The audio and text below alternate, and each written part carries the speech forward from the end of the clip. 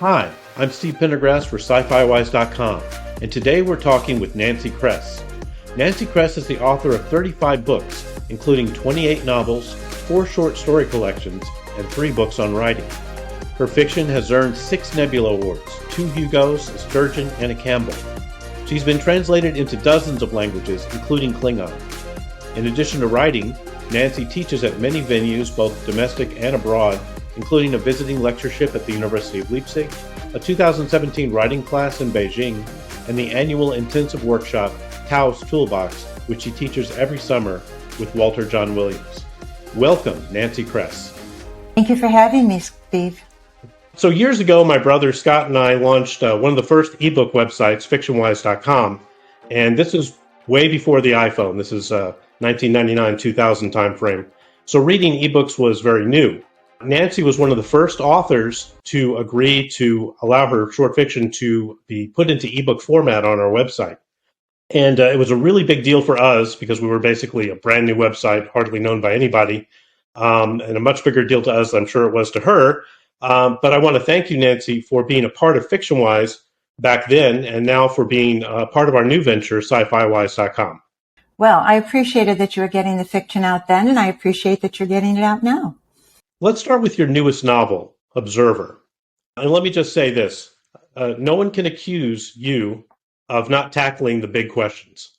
Tell us a little bit about the novel. Some of these big questions came from my co-author, Dr. Robert Lanza. Dr. Lanza is an internationally known scientist on stem cell research. But like most people, in my experience, he doesn't want to write about what he knows best. Lawyers write about unicorns. It's just the way it goes. But he does know best about a theory that he has been working on for decades called biocentrism. And in fact, he has published 3 nonfiction books about this. Biocentrism deals with the nature of reality and how consciousness affects the universe. And yes, that's about as big a question as you can get, since it includes the create in the present and also after death. So when he decided that he wanted to embody his ideas in a novel, his agent found me and we collaborated on this book. So you're just dealing with little topics like life, death, existence, the nature of reality, and that's just all in a day's work for Nancy Kress, right? That's right. Stuff you just toss off. Well, the book is very on trend because if you look at other media, movies and television, reality, multiverse, quantum stories are very huge right now. You've got Marvel's multiverse madness. You've got the movie Everything, Everywhere, All at Once, which sort of deals with the same kind of multiverse topics. And it's up for, I think, multiple Oscar awards right now. Are you that good? Did you time this book to hit that trend? It was purely serendipity. We started this project in 2019, early in 2019, January, February, something like that. And we had no idea, of course, that multiverses were going to become so popular. And especially not that there would be something like Everything, Everywhere, All at Once, a movie I absolutely loved, which is unusual because I don't usually like science fiction movies. But I thought that one was wonderful. It was like a thrill ride from beginning to end. It was amazing. Yes. Well, tell me about Dr. Lanza. He's the real deal. I mean, he's the kind of person who you could easily see being on the short list for a Nobel himself one day. How did you come to co-author this book? Because I don't think you've done a lot of co-authoring, right? No, I've never collaborated on a novel. I've collaborated on a couple short stories, but not for a very long time. And those are with friends. And we did not know each other. In fact, we still haven't met in person. He's on the East Coast, I'm on the West Coast, and we have busy schedules, and it just hasn't happened. But the agent approached me. We had several 3-way conversations with the agent and Bob and me, and we decided that we would go ahead with this project. And are you asking the way we worked? Well, I was going to get to that, how this differs from your normal kind of solo process. How did you work together? Did he come up with the plot? How did this happen? Oh, no, the characters and the situation and the actual words are mine. We did do the plot together. I decided the initial situation, and then I would write a chunk, send it to Bob and to the agent, and the three of us would have a phone conversation and go over it. And when we had it the way we wanted it, I would do the next chunk. So it did require a great many iterations and changes. And both of us had input into the actual events of the story. But the characters and the actual writing are mine. Bob doesn't write fiction. Right. Now, I've read the novel in the past couple of weeks. I have not read Dr. Lanza's, is it Lanza or Lanza? Lanza. Lanza. I haven't read Dr. Lanza's nonfiction books. They're on my list because I'm a sucker for anything to do with consciousness and quantum reality and all that good stuff. But the theory expounded in the book, in the novel, is what he really believes. Is that true?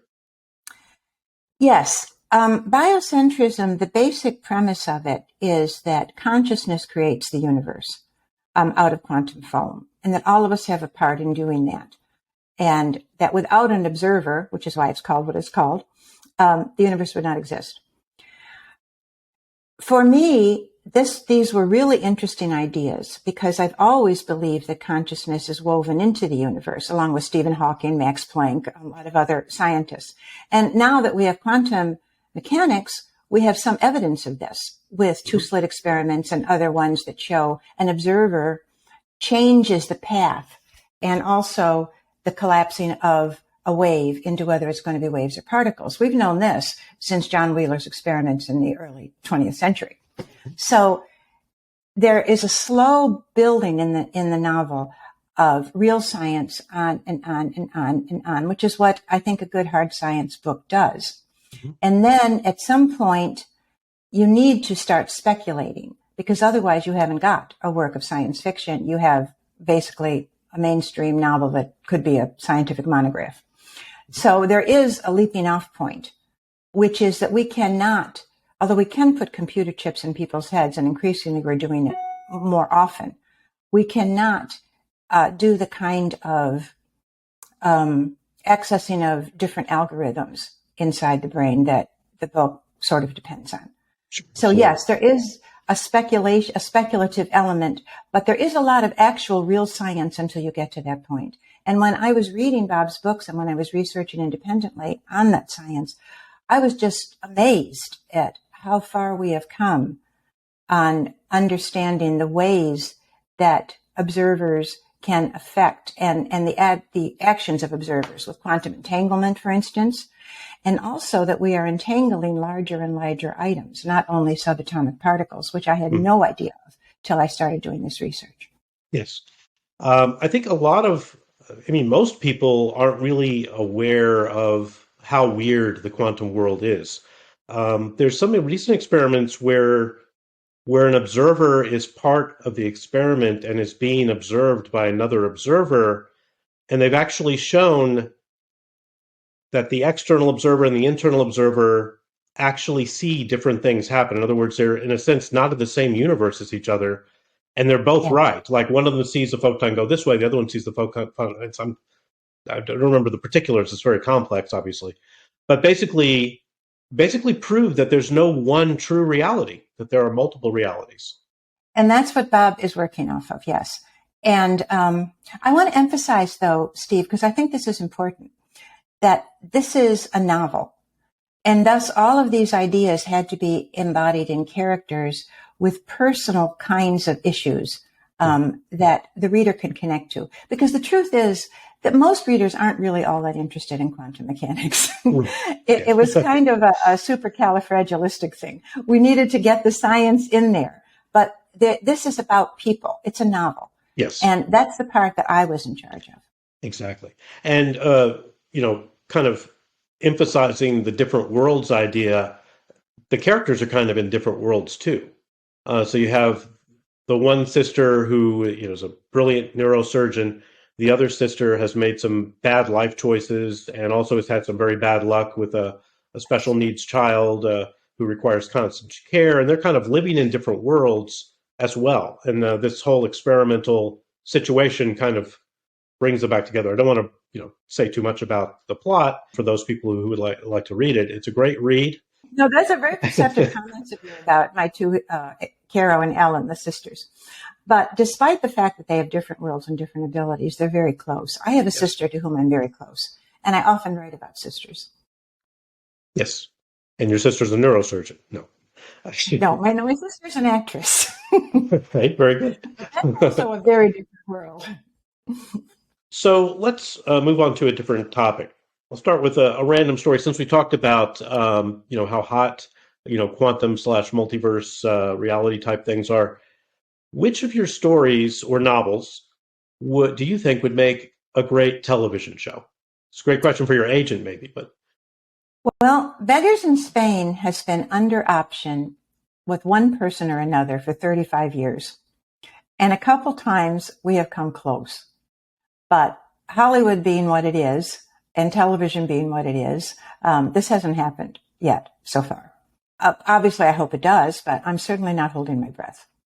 However, I wrote 2 FBI thrillers that I think would make good movies. Nobody has ever shared this opinion, apparently, but they're called Oaths and Miracles, and then the sequel especially, which is called Stinger, I think would make a very good and interesting movie. We alluded to your writing process a moment ago when we talked about Dr. Lanza. So your short work covers, many, many different topics. So, many dozens of short stories. I don't even know the number, probably 50 to 100, I guess. It's over 100. I don't over know 100, yeah. You have everything from, modern fantasy to first contact stories to aliens to of course, a lot of genetic engineering, nanotech.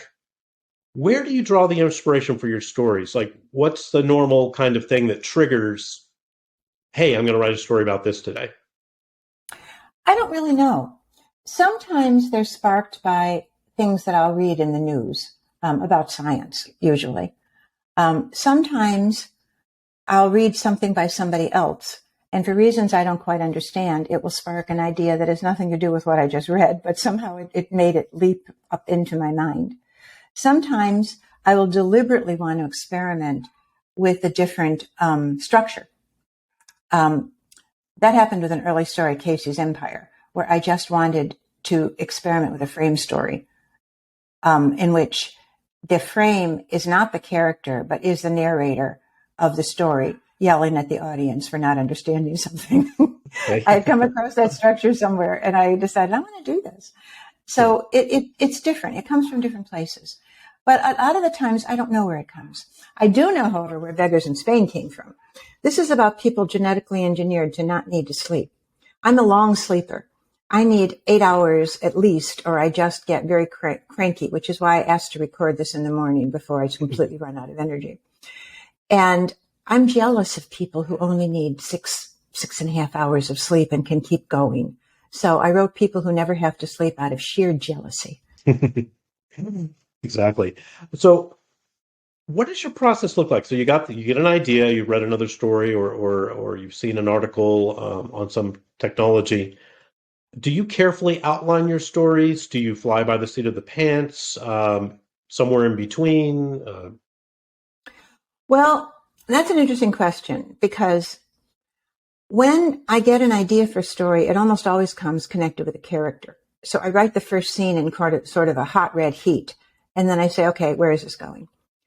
Short fiction, I've always sort of pantsed it. I have not planned. I've just written, and then usually about 2/3 of the way through, I can see where it's going and how it's going to come together. Occasionally that doesn't happen, and the story is dead, because when you grow things organically, a certain amount of them will be dead. For decades, literally, I did this with novels, and it is not as successful. There's a reason why my short fiction has won all of the awards you mentioned except one, up through the novella, which is my favorite. But novels are a whole different breed. And I've only come to realize belatedly that structure is absolutely intrinsic to success in a novel, and you can't fake it. Yep. When we were writing Observer, the ending had to be done 3 times because I had been writing along in my usual oblivious way, and it was not working. And I got a lot of input from the agent and from Bob on how we might end it and bring it where we might bring it. And so with the work I'm doing now, I'm trying to be, for the novels anyway, more of a plotter. And if not a plotter, at least know where I'm going. Ted Chiang, for instance, won't write a story until he knows the last line. Hmm. I need something like that in my brain. So I at least need to know something I'm shooting towards instead of wandering around in the dark. For novels. For short fiction, it seems to have worked okay to just fly by the seat of my pants. Okay, so different processes kind of depending on length. When you start to write a story, do you know this is going to be a novella? This is going to be a 4,000 word story? Do you know approximately where you're going with it, or? Yes, I do. And I don't know how I know, but I do. Novellas usually have a lot more going on. They still usually have only one plot line, which is why I like them.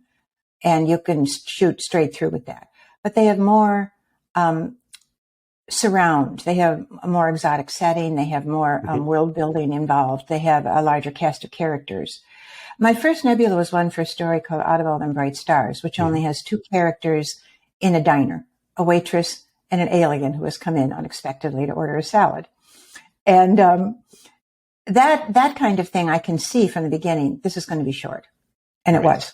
So I guess your writing process then has evolved over your career. For novels, certainly, yes. And of course, you learn. If you're open to learning, you learn. You learn from your initial set of rejections, of which I have over 100 from the early years. You learn from reading books about writing. You learn from analyzing other people's successful writing. And you learn from being open to beta readers and colleagues who have a good story sense. Not all of them do, Mhm. but they're the ones that do. I don't mean not all colleagues. I mean all beta readers, friends. Tell me about your workshops and your teaching experience. What is teaching? How does teaching fit in with your writing career? Well, I like teaching. I started a million years ago as a fourth grade teacher, and eventually I ended up teaching college. I don't have the PhD, so it wasn't as a full-time tenure track. It was full-time, but I was a fill-in for people who were going on sabbatical, stuff like that. And I would teach writing and literature. I like teaching. I would feel that if I wasn't teaching, there was something missing in my life. But my method now, since I teach serious adults who want to be professionals, some of whom have already published, is always by critique. We work on stuff they have written and using a Clarion style method at Taos Toolbox, for instance, with Walter John Williams, to see how the book, the story, novel opening or story can be brought closer to saleability or actually at saleability. And I like it. I like teaching. How many students do you normally have at Taos Toolbox? Maximum of 18. 18. Okay, and it lasts for several weeks. 2 weeks in New Mexico, and we work them very, very hard. Students typically arrive with hiking boots and maps of the city or maps of New Mexico to go look at things, and they never get to. They never They get might to it. get Yeah. one afternoon on the weekend that's between the 2 weeks to go down to Taos and look at the Pueblo or something, but that's it. We work them very, very hard. Has doing the workshop, working in the workshop, improved you as a writer? Do you learn by teaching? Yes, I think I do. I think I do. I don't know in what specific way, but I think you integrate everything into the unconscious and it kind of mutates into something strange um, and different and comes up. But you don't always know where one specific thing came from or where you learned it. It's just there. Did you ever read a story in the workshop, a story that was written at the workshop, based on a prompt or something, and say, "Wow, this is a great story." Yes, yes, it has happened. There's been a couple stories I've said, God, I wish I'd written that. Right. Well, I'd like to turn to another topic now. So at SciFiwise, there's a new venture. We're going to be promoting short fiction once again, kind of highlighting different authors. We're starting with some authors we knew from our FictionWise days because they know that we're, legit, and they return our emails instead of thinking that they're spam. So that's good.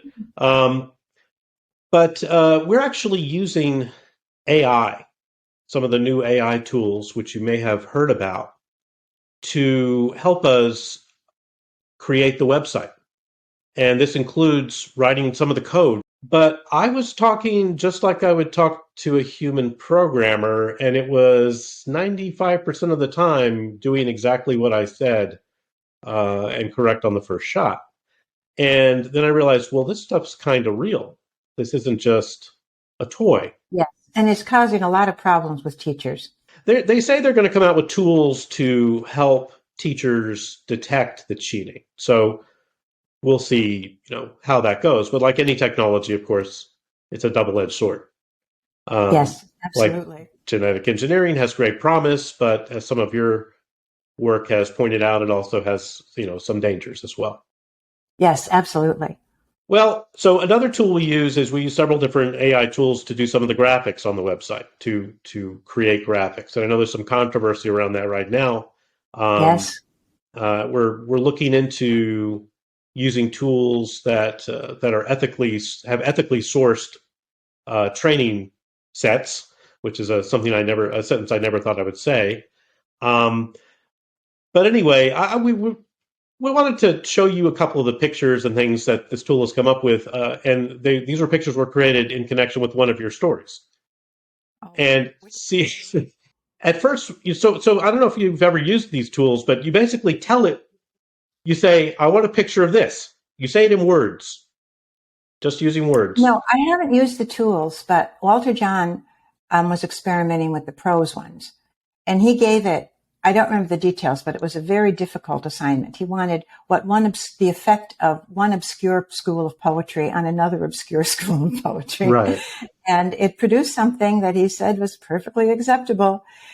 But the scary part is it's gotten better just in the last 3 months. I mean, it's gotten substantially better in the last 3 months. It's And learning, right? It's it's learning. learning. Yeah. Well, the people who are creating it are learning how to make it better. But anyway, this is the first one we gave. So there's a scene where they're eating a meal at the table with the alien. I, That was our first very, very unsuccessful attempt. That's nothing like how you described the alien. And it looks really frightening and scary. It is eating, but that's about the only thing the program got right. This is a picture of the living room study that was described in the book with the dog. I think that's the right breed of dog as well. yeah, that looks good. That one looks pretty good. And I believe this was done using Midjourney, which is one of the AI tools. And this is the alien, but it didn't have hair. So you described it as having hair that was nice And the tail. and a tail, correct. And notice that the AI got a few things wrong. So first of all, this is supposed to be a human room, but for some reason there's a picture of an alien, a statue of an alien. So the AI, it's not perfect. Plus the books are on fire. I don't know. The fire's not in the fireplace. It's actually on the coffee table. So yeah, so artists maybe don't have to worry quite so much. Now this was another attempt, and this is a lot more elaborate alien with wonderful hair, I will admit, but obviously not wearing a dinner jacket. Yeah, he looks a little too muscularly A little, human. yeah, a So little, like he's posing for a statue of David or yeah. something. He's I like mean, a that's Greek god or something. Yeah. And then we worked on the hair. We wanted it to give us hair, but it just wouldn't give us the yeah. kind of hair. I don't really think aliens wear mohawks. Exactly. This does look kind of cool, but no, it looks a little too punk, I think. Yeah. The alien, though, does wear pants. I mean, Uh, they're especially tailored around the ex- tail, because he doesn't exactly. wish to alarm his human hosts by going around naked on his own. Exactly. So and that was another whole thing. We were trying to get it to make the jacket longer. I think the story described the jacket as being down to like the middle of the legs or something, and just couldn't get it to do it. So these tools do leave a lot to be desired. Now you'll notice that the fire is no longer on the table. The fire's in the fireplace, and and I got rid of the alien again using that erase trick. I got rid of the alien over the fireplace, but it made it a cross for some reason. So now we're in a very Yeah, religious. in that kind of a household, the portrait over the fireplace would be of an ancestor, possibly that came over on the Mayflower, or at least was colonial. Okay, so I could erase that and give that another shot. But anyway, so these tools are not perfect if you've got an exact exacting kind of picture in mind. That's what we're trying to come up with. Steve, I've read that you can say, I like this in the style of such and such an artist, which is one Yes, reason the artists are up in arms. But you weren't doing that. we were not doing that. We certainly would never do that with a living artist. We could choose an artist who's out of copyright, for example. And we're very sensitive to the subject. And we had already put, weeks and weeks into developing the website when this whole controversy started. Now, I know that there are 2 or 3 new projects underway, which they say they can prove, the progeny of all of the artworks that they use, and they can prove, that they didn't use anything by a living artist. And so as soon as something like that becomes available, we'll switch over to it. So anyway, this is the story. And that's the image Scott likes the best so far. I do too, because the alien looks really threatening in the other ones. Here he's got a faint smile, and he's not supposed to be threatening. Exactly. And he's not wearing a tie, so we're getting closer to the correct attire. But yeah, so we're still working on that. He has a decent haircut. It's a little wild, but okay, he's an alien. Science fiction, including my science fiction, uses 2 kinds of aliens. There are aliens that are carefully tailored to be biologically possible. And then to do that, you have to actually start with the planet they come from and the conditions that form that planet, and then move forward from there. What do they breathe? What kind of microbes are they carrying? And what kind of barriers exist for them when they visit here so that they aren't contaminated by our air or our microbes. Anyway, I have done this. I have done that in some instances where I've carefully created aliens with plausible biological features and plausible adaptations, mechanical, for coming to Earth. The other kind of use of an alien is when you're using it simply as a symbol, and it's not meant to be taken seriously. This is obviously not hard SF. And People Like Us has that kind of an alien. The alien there, you're not supposed to believe this story is mimetic, that it follows reality, or even a potential reality. This is a story that is using elements thematically, including that alien. Because I wish to make a point about class, which is something that science fiction does not deal with very often.